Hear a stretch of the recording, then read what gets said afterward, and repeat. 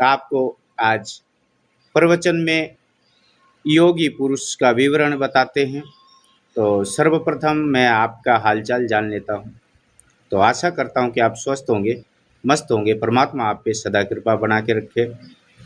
परंतु आप हमारा चैनल तो देखते हैं, सब्सक्राइब नहीं करते हैं, ना लाइक करते हैं, ना कमेंट करते हैं। ऐसा क्यों है भाई? हमारे को भी कर दिया करो, साधु महात्माओं को भी सब्सक्राइब कर दिया करो, ताकि हमारा भी हौसला आगे बढ़े। तो चलिए ज़्यादा टाइम ना लेते हुए आपको पहले हम कथा सुनाते हैं। श्री सुखदेव जी ने कहा, हे परीक्षित, प्रलय के अंत में श्री ब्रह्मा जी प्रथम सृष्टि को भूल गए थे।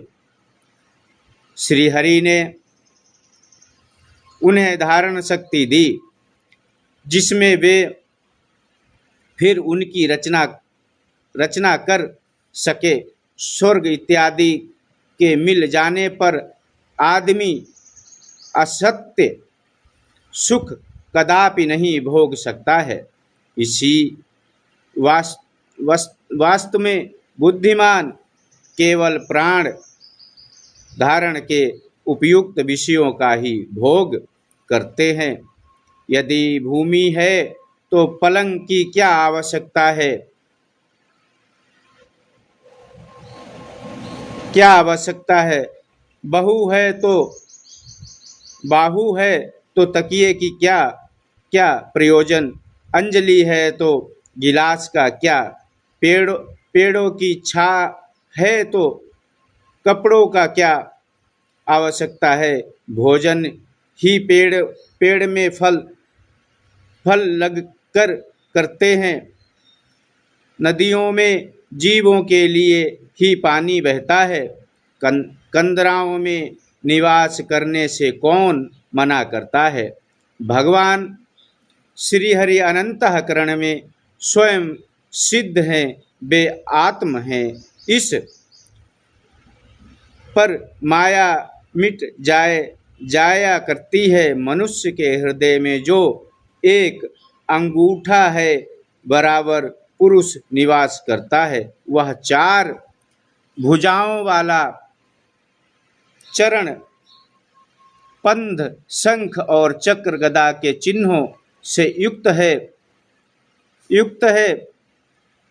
हाथ में गदा लिए, प्रसन्न मुख, खिली हुई आंखें, वस्त्र पीला वर्ण, हृदय में लक्ष्मी विराजमान और गले में कौतुभ मणि शोभा पा रही है। गले में बनमाला पड़ी हुई है। मेखला, अंगूठी, पाजेब और कंगन इत्यादि गहनों से सुशोभित है। देह चिकनी है, बाल घुंघराले, मुस्कुरान मधुर और मन को हरने वाली है। वे ईश्वर चिंतन करने पर प्रकट हो जाते हैं। दर्शन होने पर बुद्धि निर्मल हो जाती है। जिस समय भक्ति उत्पन्न ना हो, तब अवलंब्य प्रक्रिया का अनुष्ठान कर उसके स्थूल रूप का चिंतन करना चाहिए। जब योगी शरीर छोड़ने की कामना करता है, तब एक गृहस्थ में सुखसीन हो प्राण वायु को लय करता है।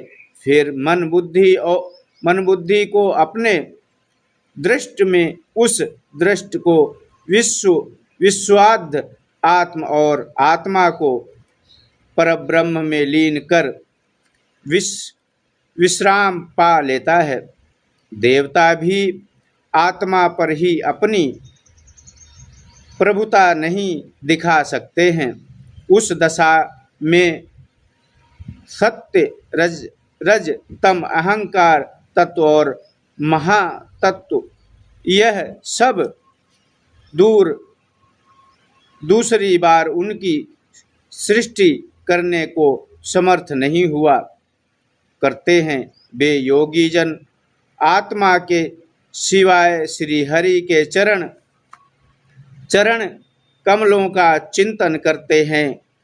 इस वास्तव उस विष्णु पद को सारे पदों से उत्तम समझना चाहिए। इस प्रकार शास्त्र ज्ञान बल से अनुष्ठान मुनि उपराम को प्राप्त हो जाए।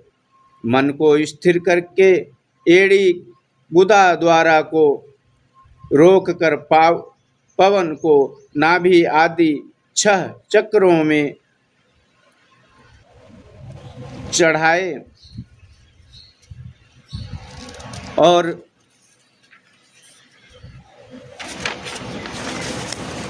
नाभि में स्थित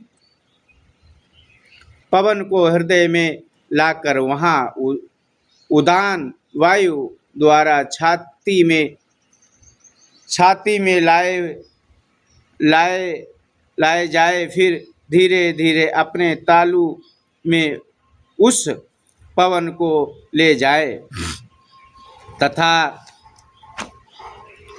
तालू में दोनों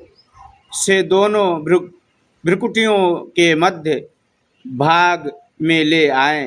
किसी वस्तु की चाहना ना करें। आधा मुहूर्त ज्ञान चक्र में ठहर कर ब्रह्म रूप को प्राप्त हो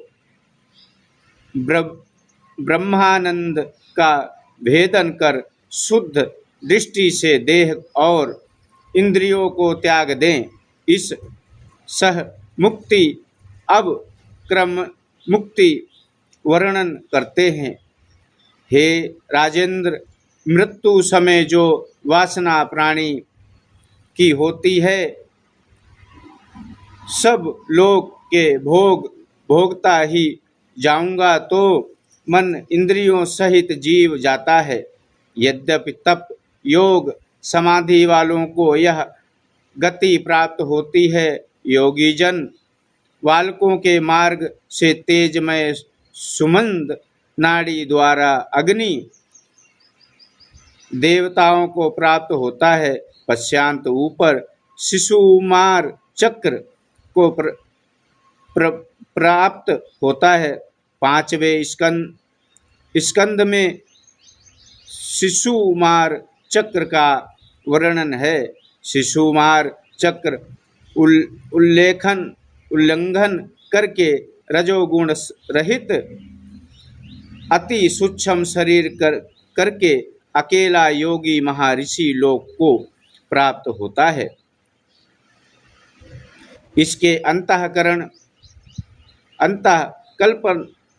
अनंत कल्पांतर में शेष जी के मुख की अग्नि से जागृत को दग्ध होता हुआ देखकर ब्रह्मलोक को जाते हैं। गति 3 प्रकार की होती है। जो बहुत पुण्य दान करने से जाते हैं, कल्पांतर में पुण्य की न्यूनतम अधिकता के अधिकारी होते हैं। जो हिरण गर्भ आदि के उपवासन वाल से जाते हैं, वे ब्रह्म के संग मुक्ति पाते हैं। जो भगवान के उपासक हैं, वे अपनी इच्छा से ब्रह्मांड को भेद कर त्रिलोक को जाते हैं। यह योग है। प्रथम लिंग देह से पृथ्वी रूप होकर जल रूप हो जाता है। बोलिए गोदड़िया महादेव की जय, काशी विश्वनाथ की जय। तो दोस्तों, आप हमारे चैनल को ज़्यादा से ज़्यादा लाइक शेयर और कमेंट अवश्य करें। तो ओम नमो नारायण।